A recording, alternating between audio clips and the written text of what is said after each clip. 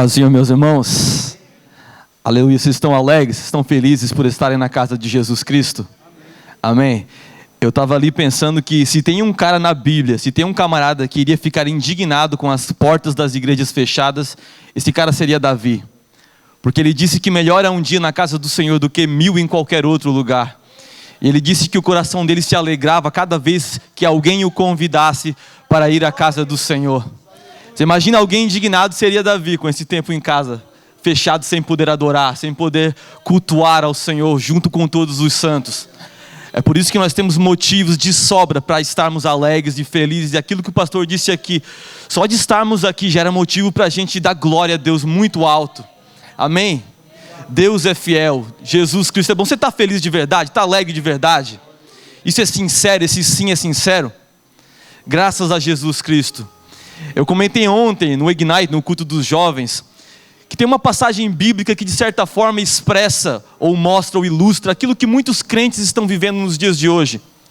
A Bíblia diz que o povo de Israel, os israelitas, estavam mais uma vez em guerra. E o inimigo ali na ocasião era um inimigo muito conhecido, eram os filisteus. Israel conhecia os filisteus, eles sabiam como eles guerreavam. No entanto, naquela guerra em específico, durante aquela batalha, se levantou uma nova dificuldade, um novo desafio. E aquele desafio tinha 2,90 metros de altura e atendia pelo nome de Golias. Apesar de serem soldados experientes que sabiam exatamente como funcionava a guerra, cada vez que Golias se levantava, de manhã e à tarde, para afrontar o exército de Israel, aqueles soldados valentes tinham seus corações aterrorizados e se desmanchava dentro deles de medo. Até que um dia surge no cenário um jovem chamado Davi. E Davi, quando ouve aquela afronta, ele fica indignado, toma para si a responsabilidade e resolve a situação no poder de Jeová. E a pergunta que fica é essa: quem somos nós? Nós somos aqueles soldados que estão acostumados à guerra, mas tremem diante de um novo desafio, uma nova dificuldade? Ou nós somos Davi, que chama a responsabilidade para si e resolve a parada em nome de Jesus Cristo? Se nós somos os soldados, nós vamos sim ficar com medo de vir na igreja, ficar com medo de, aos poucos, diante de tudo aquilo que nos está sendo passado, voltar à normalidade. Se nós somos os soldados, nós vamos temer. Agora, se nós somos Davi, então Golias vai se arrepender de ter puxado aquela espada, porque nós vamos tomar nas nossas mãos e vamos decapitá-lo. Aquilo que o inimigo intentou para ser o fim da igreja, é o que a igreja vai usar para triunfar e louvar o nome de Jesus, amém? Quantos acreditam assim? Glória a Deus, graças a Jesus Cristo. Abre lá comigo em 2 Timóteo, no capítulo 4. 2 Timóteo, capítulo 4, versículo 1 em diante. Graças a Deus. 2 Timóteo, capítulo 4. Eu vou tentar não demorar. Eu costumo dizer para minha esposa, a gente sempre conversa bastante, eu digo para ela que, para quem gosta de falar, é mais difícil falar pouco do que falar muito. Para quem gosta de pregar, é mais difícil pregar pouquinho do que pregar um monte. Que o Senhor nos ajude nessa noite. 2 Timóteo capítulo 4, versículo 1 a seguir. Antes de nós lermos, eu quero te convidar a fechar os olhos. Nós vamos orar ao Senhor uma vez mais. Me ajude a orar. Pai, eu te louvo, Jesus, pela oportunidade e a chance de estarmos aqui na tua casa te cultuando, Senhor. Em dias turbulentos, em um tempo atípico, tu tens guardado os nossos corações tranquilos, Jesus, em ti. Tu tens revelado, Senhor Jesus, que embora a tempestade esteja, Senhor, muito voraz, embora, Jesus, o vento esteja soprando, Deus, tu estás no barco. E isso é motivo suficiente para tranquilizarmos os nossos corações. Paizinho, eu também te peço, Jesus, que nessa noite a tua palavra cumpra o propósito pela qual ela será ministrada, em nome de Jesus Cristo. Amém. Glória a Deus. Os que acharam, me acompanhem na leitura. 2 Timóteo capítulo 4, versículo 1 a seguinte, diz assim: na presença de Deus e de Cristo Jesus, que há de julgar os vivos e os mortos por sua manifestação e por seu reino, eu o exorto solenemente: pregue a palavra, esteja preparado a tempo e a fora de tempo. Repreenda, corrige, exorte com toda paciência e doutrina, pois virá um tempo em que não suportarão a sã doutrina. Pelo contrário, sentindo coceira nos ouvidos, segundo seus próprios desejos, juntarão mestres para si mesmos. Eles se recusarão a dar ouvidos à verdade, voltando-se para os mitos. Você, porém, seja sóbrio em tudo, suporte os sofrimentos, faça a boa obra de um evangelista, cumpra plenamente o seu ministério. Até aqui, fique à vontade para tomar o teu assento. Eu disse que eu não ia demorar e eu vou tentar não demorar. Qualquer coisa, pastor, me dá um toquezinho, por favor, amém? Glória a Deus. Meus irmãos, antes de mais nada, eu quero destacar duas coisas importantes que a gente aprende lendo isso daqui. Na verdade, é uma coisa importante que se divide em duas partes. O texto que nós acabamos de ler, ele mostra o apóstolo Paulo, já no final da sua caminhada terrena, aqui nessa terra, já no final do seu ministério, ele está preso e ele escreve ao jovem Timóteo, que agora é pastor de uma igreja. E quando ele escreve, no final da sua carta, aqui na segunda carta a Timóteo, ele ressalta a necessidade de Timóteo manter a pregação da palavra. É interessante lembrar que o contexto desses versículos que nós acabamos de ler aqui, o próprio Paulo diz que os tempos viriam e os tempos seriam maus, onde as pessoas não iriam gostar de ouvir a palavra de Deus. E não apenas não iriam gostar, mas eles deliberadamente, ou seja, de propósito, iriam desobedecer a palavra de Deus. E aí então Paulo ressalta a responsabilidade de Timóteo manter-se firme na palavra e pregar a palavra. E a responsabilidade aqui, ela se divide em duas partes, ou seja, duas formas de responsabilidade. A primeira delas é a responsabilidade que cada crente tem em ministrar a palavra. Nós somos responsáveis pelo advento da palavra. Nós somos responsáveis por levar a palavra adiante, pela propagação da palavra. No entanto, existem alguns fatores que levam algumas pessoas a achar, alguns crentes mais propriamente dito, a achar que eles não têm essa responsabilidade. Um dos fatores, o primeiro deles, é acreditar que apenas os pastores e os missionários e os líderes têm o dever de pregar o evangelho. A palavra de Deus vai nos relatar em Atos dos Apóstolos, no capítulo 1, versículo 8, antes de Jesus Cristo subir, ser assunto aos céus, as últimas palavras dele, com aquelas pessoas que ali estavam ouvindo foram: mas recebereis o poder, ao descer sobre vós o Espírito Santo, e vocês serão as minhas testemunhas, tanto em Jerusalém, na Judéia e Samaria, e até os confins da terra. Vocês percebam que as últimas palavras de Jesus, o Senhor está dizendo que depois de serem revestidos pelo Espírito Santo, o resultado seria o anúncio da palavra de Deus em toda a terra por aqueles que estavam sendo revestidos. Dando uma olhada um pouco mais fixa para isso que Jesus disse, eu entendo que não existe um homem ou uma mulher de Deus que foi transformada pelo Espírito Santo, que tem o seu nome escrito no livro da vida, que não está sobre esta responsabilidade de levar o evangelho adiante. Não é apenas os pastores, não são apenas os missionários que estão lá longe, não são apenas os líderes de departamentos, obreiros. Cada cristão que foi lavado no sangue de Jesus, remido no seu sangue, que acredita em tudo aquilo que a Bíblia diz, tem a responsabilidade de pregar o evangelho da cruz. Nós somos responsáveis por levar o evangelho a todos aqueles que estão morrendo nos becos e nas esquinas, muitas vezes muito perto de nós. Nós temos sim essa responsabilidade, e nós precisamos nos colocar no lugar em que o Senhor quer que a gente esteja, tomar para nós a responsabilidade. O segundo fator, ou a segunda causa de muita gente achar que não tem essa responsabilidade, é achar que o evangelho só se prega aqui dentro, só no templo. O evangelho só se prega aqui dentro, nas quatro paredes. É só aqui, é só nos congressos, é só quando se faz um culto evangelístico. É só aí que se prega o evangelho. Fora disso, não se prega o evangelho.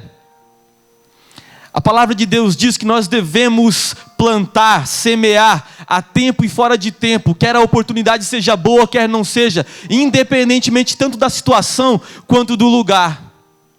Cada um de nós é responsável por isso. E o mundo, o planeta Terra é um grande púlpito, onde nós temos sim todos os dias a chance de anunciar a Cristo. Se nós olharmos para a própria vida do Senhor Jesus, Ele não dependia de um templo, embora sim algumas vezes Ele entrou no templo, tomou as Escrituras e ministrou para aquelas pessoas. A maior parte do ministério de Jesus foi feita na rua, por onde Ele passava. Algumas vezes Ele tomava, o lugar mais inusitado. Ele entrava dentro de um barco e ia um pouquinho mais para dentro, e dali então se formava uma espécie de teatro, né? Lembrando que a superfície do mar ela está um pouco mais baixa do que a superfície da terra. Então Jesus conseguia falar aquela multidão usando de um lugar talvez não tão apropriado para a ministração do Evangelho, mas o Senhor Jesus fez isso muitas vezes.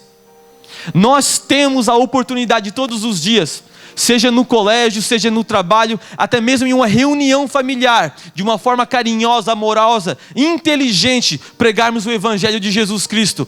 A segunda razão pela qual as pessoas acreditam que não têm essa responsabilidade é porque elas acham que elas não são ministras, não são pregadores, não têm um título, não sobem aqui em cima, logo elas não têm o dever de pregar a palavra de Deus. Engana-se quem acha assim. A terra, como eu já disse, é um grande púlpito, e todos os dias nós temos a oportunidade e a chance de ministrarmos a palavra de Deus. Agora escuta só, eu acho difícil alguém ministrar alguma coisa que não queima no coração. Dentro disso que eu estou falando, fica difícil alguém querer ministrar no trabalho, na família, no colégio, se aquele tesouro que a Bíblia diz que Jesus Cristo é, ainda não foi encontrado pelo indivíduo. Fica difícil ter o desejo de pregar alguma coisa, de falar do nome de Jesus, ou de não se envergonhar dele, se ele ainda não queima, se ele ainda não é o nosso tudo. Junto com a falta de responsabilidade, se encontra também a falta do amor pelo nome de Jesus Cristo. Eu acredito que é impossível alguém arder por Jesus, desejar a Jesus e conseguir ficar de boca fechada. É impossível ficar de boca fechada. Quando você ama Jesus, a tua vontade é de conversar sobre Ele. Vem aqui, pega 3, 4 dos meus jovens que eu tenho aqui, e eu quero incluir o Eduardo e o Luiz Felipe, e conversa com eles. Eles só querem falar de Jesus. Sabe por quê? Porque o coração deles está queimando. Eles entenderam que eles não precisam ser um ministro, estar aqui em cima, por enquanto, para falarem do amor de Deus, para transformarem a realidade ao redor deles. Eles entenderam que a responsabilidade sim está sobre eles, porque quando o Espírito Santo os renovou e os transformou e os selou com seu sangue, quando Jesus fez isso, eles despertaram para uma nova vida que emana Jesus Cristo de dentro para fora. Logo, como eu já disse, qualquer lugar se torna um palco para a ministração do Evangelho através daquele que arde por Jesus. É impossível. A terceira razão pela qual algumas pessoas acreditam que não têm essa responsabilidade, e infelizmente o que eu vou dizer agora aqui eu já ouvi de algumas pessoas. Escuta só, um dos motivos pela qual as pessoas acham que não estão encarregados de fazer isso é porque nós estamos no final dos tempos, logo não existe mais um avivamento que virá, e as pessoas não querem a Jesus. Daí então cada um que se vire, se vira. Eu já estou salvo, já conheço a palavra, vou guardar a minha vidinha com Jesus aqui, e aquele que está morrendo do meu lado, fica à vontade, faz o que tu achar melhor. Existem pessoas que infelizmente acreditam que eles não têm a responsabilidade de pregar, porque as pessoas não querem ouvir. E se não querem ouvir, para que eu vou pregar? Escuta só, escuta só. A palavra de Deus diz que quando o Espírito Santo viesse, Ele nos ensinaria tudo aquilo que deveríamos fazer, e nos faria lembrar de todo o ensino de Jesus Cristo. E um dos principais ensinos de Jesus Cristo se encontra em Marcos, no capítulo 16, no versículo 15, quando Jesus disse assim, ide por todo o mundo e pregai o Evangelho a toda criatura. Os que crerem e forem batizados serão salvos, os que não crerem já estão condenados. O Senhor nunca deixou a nosso critério escolher quem seria salvo e quem não seria. Nunca foi dado a nós o poder de olhar dentro dos corações dos homens. Quem conhece é Jesus. Quem sabe se o evangelho vai ser aceito ou não é Jesus. Quem promove o arrependimento é o Espírito Santo, não somos nós. Logo, a nossa única responsabilidade e dever é pregar o evangelho. Fora isso, não existe mais nada. E é interessante que a responsabilidade aqui é tão grande, que o Senhor hoje vai dizer que se nós formos incumbidos, movidos pelo Espírito Santo de Deus, a pregarmos para alguém e não o fizermos, e se essa pessoa perder a sua salvação, beleza, ela vai para o inferno, mas é das nossas mãos que o Senhor vai requerer o sangue dessa pessoa. Medita nessa palavra, medita nessa verdade. Como assim é da minha mão que Jesus vai requerer o sangue de alguém que foi para o inferno? Se ela foi para o inferno é porque ela quis, é porque ela não deu ouvido. Ela preferiu viver a vida dela, e agora de mim que Deus vai requerer? São verdades que nos confrontam. Nós estamos vivendo em tempos difíceis. Eu costumo lembrar de algo que eu tenho ouvido muito. Eu não sou empresário por enquanto, mas durante a minha vida toda, eu tenho 35 anos, eu ouvi dizer que um bom empresário, um empresário inteligente, é no meio da crise que ele se sobressai. Porque ele faz diferente dos demais, ele encontra uma forma, uma razão. Não uma razão, desculpa, mas ele encontra uma forma, um método, uma maneira de fazer algo diferente. E ele usa aquilo que estava destruindo o resto dos empresários dos negócios, para se sobressair e sair daquela situação ainda mais próspero. Se nós formos inteligentes, nós vamos entender o que está acontecendo. E nós vamos tirar vantagem nesse período, onde as pessoas estão mais sensíveis, estão com medo. E nós vamos sim ministrar a palavra de Deus. E certamente nós teremos frutos. Nós vamos colher frutos. É hora de nos tornarmos verdadeiros Davis. Eu falo de Davi porque eu tenho muita simpatia por esse personagem bíblico. O homem segundo o coração de Deus, que fazia toda a vontade de Deus. A responsabilidade é nossa, é minha e é tua. Essa primeira parte, ou essa porção dessa responsabilidade é exatamente isso. Nós precisamos entender que foi sobre nós que o Senhor Jesus depositou a confiança. Não foi aos anjos, não foi a nenhuma outra criatura. Foi a você e foi a mim que Ele deixou dito: ide por todo mundo e pregai o Evangelho. Foi para nós, a responsabilidade é nossa. E essa é a primeira porção da responsabilidade. E qual é a segunda? A segunda é aquela que se apresenta claramente nos textos que nós acabamos de ler, nos versículos. A necessidade de se pregar o evangelho genuíno. Vocês percebem que aqui, Paulo diz que haveria um momento, um tempo, um período da história, onde as pessoas procurariam mestres que pudessem, de certa forma, massagear o ego das pessoas e pregarem aquilo que elas gostariam de ouvir. No entanto, nós entendemos, pela palavra de Deus ou pela sã doutrina, que a Bíblia interpreta a si mesmo. Não somos nós que colocamos aquilo que a gente acha dentro da Bíblia. É a Bíblia que nos ensina o que é a sã doutrina. E o que é a sã doutrina? A sã doutrina ela está pautada, basicamente, na pessoa e no caráter de Jesus Cristo.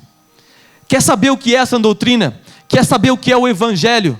Tira um tempinho e começa a ler as Escrituras. Pega os Evangelhos ali e olha como Jesus viveu, como Ele se relacionou, quais foram os desejos dele, os sentimentos dele, a forma como Ele se comportava diante das pessoas, tanto aquelas pessoas que eram um pouco mais distantes deles, quanto aquelas pessoas que eram íntimas dele. Dá uma observada e nós vamos ter uma ideia bem legal, uma ideia bem ampla daquilo que verdadeiramente é a sã doutrina e o que de fato significa o Evangelho. A palavra de Deus ela aponta para dois caminhos e dois caminhos apenas. Um é um caminho estreito que leva àquilo que nós conhecemos como céu. E o outro caminho é um caminho largo que leva àquilo que nós conhecemos como o inferno ou o lago de fogo. Eu sinto muito dizer isso. Eu tenho amigos muito queridos que eu gostaria, e o Senhor sabe do meu coração, eu até gostaria que houvesse uma terceira opção, uma forma de remediar, uma forma de dar um jeitinho nisso. Porque tem pessoas tão queridas, tão amadas, que são até pessoas de boa índole, mas não querem o caminho estreito. Existe uma necessidade de se pregar um evangelho genuíno. Tá, como assim um evangelho genuíno? Quer dizer que eu tenho que sair por aí dizendo para as pessoas: olha só, se tu não se converter, tu vai para o inferno.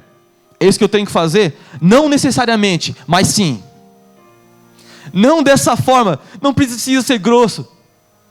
Não precisa ser grosso, ser rude. Você é inteligente, você é crente, você tem o Espírito Santo de Deus.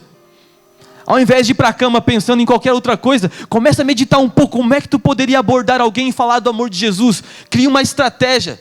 Leia um pouco a Bíblia, pede para que Deus te revele. Quem sabe Deus abre a tua mente e tu encontre um assunto que a outra pessoa que tu quer evangelizar compartilhe em comum contigo, e tu pode ali criar uma situação onde tu pode apresentar o evangelho para aquela pessoa, sim, ressaltando o amor, a misericórdia, a bondade e principalmente a paciência de Deus para com os rebeldes, mas no entanto pregue a palavra genuína. Diga que existe apenas 2 caminhos. Eu já vou encerrar. Eu acho que chegou o tempo em que nós estamos vendo de perto as Escrituras se cumprindo na íntegra. Se nós precisávamos de algo dessa grandeza, dessa natureza, capaz de parar o planeta todo, para de fato constatarmos que a palavra de Deus é a pura verdade, tudo que Jesus Cristo disse que aconteceria, está acontecendo, e tudo que Ele disse que vai acontecer, ainda acontecerá de certeza. Se era necessário isso tudo, é hora de acordarmos. É hora de chamarmos a responsabilidade para nós. E entendermos que existem pessoas que irão para o inferno sim, se nós não formos sensíveis à voz do Espírito Santo e proclamarmos a esse evangelho que é tão maravilhoso, que tira o homem das trevas e aproxima de Jesus, a maravilhosa luz. Todos nós aqui éramos ovelhas desgarradas, até mesmo aqueles que nasceram dentro de um lar cristão, se não se decidirem por Jesus, não morarão com Ele. Que nós possamos compartilhar aquilo que o próprio apóstolo Paulo diz, que é mais valioso do que a própria vida. Aquilo que levou a dizer que tudo mais era comparado a esterco, irrelevante, sem valor nenhum, diante da grandeza das coisas que serão reveladas. Que nós possamos de fato esboçar esse amor na íntegra, com palavras, com atitudes, e vivermos aquilo que Jesus sempre desejou que vivêssemos. Uma vida que exala o amor de Deus. Uma vida que exala o amor de Deus. Uma vida que em si só ministra o evangelho com exemplos todos os dias. Em o nome de Jesus Cristo. Pastor, posso pedir para o povo ficar em pé? Vamos ficar em pé em nome de Jesus. Aleluia. Glória a Deus. Nós estamos aqui mais uma vez reunidos. E quando nós voltarmos para as nossas casas amanhã, a maioria voltará a trabalhar. Alguns ainda estão parados. O pessoal do colégio ainda está parado. Mas eu quero fazer um desafio. Use as ferramentas que você tem nas suas mãos. As redes sociais, a internet. Evangelize alguém. Pense em alguém que provavelmente vai para o inferno, se tu não falar de Jesus para ele, para ela. Pense em alguém que está precisando muito, mas devido a esses fatores que foram mencionados aqui nessa noite, devido a esses fatores, nós nos tornamos incapazes de tomarmos essa responsabilidade, e nos acharemos em falta no dia em que o Senhor cobrar de nós o sangue dessas pessoas. Em o nome de Jesus eu quero orar, e quando eu orar, eu quero que você pense nessas pessoas. Pense em alguém, enquanto eu estiver orando, lembra de alguém. E quando for embora nessa noite, começa a pensar como é que tu pode te aproximar dessas pessoas. Eu louvo a Deus porque eu tenho ganhadores de almas aqui no meu grupo. Eu tenho o Rafa, que é um ganhador de alma. O Rafa já trouxe o irmão dele para Jesus. Nós ganhamos o Rafa pela bondade do Senhor em uma tarde evangelística. E o Rafa depois trouxe o irmão dele. E muitas outras coisas estão acontecendo. Basta que alguém se coloque na brecha e diga: Senhor, eu quero ser o Timóteo. Eu quero ser o Timóteo, Jesus, dessa época. Amém? Glória a Deus. Feche o teu olho e pense em alguém que precisa de transformação, e que tu tens essa palavra de vida em ti para ministrar sobre a vida delas. Pai, no nome de Jesus, Senhor, nós pregamos a tua palavra, Senhor. Não foi a minha palavra, Jesus, não foi aquilo que eu acredito, Mestre. Nós pregamos aquilo que está escrito, Jesus, nas Sagradas Escrituras.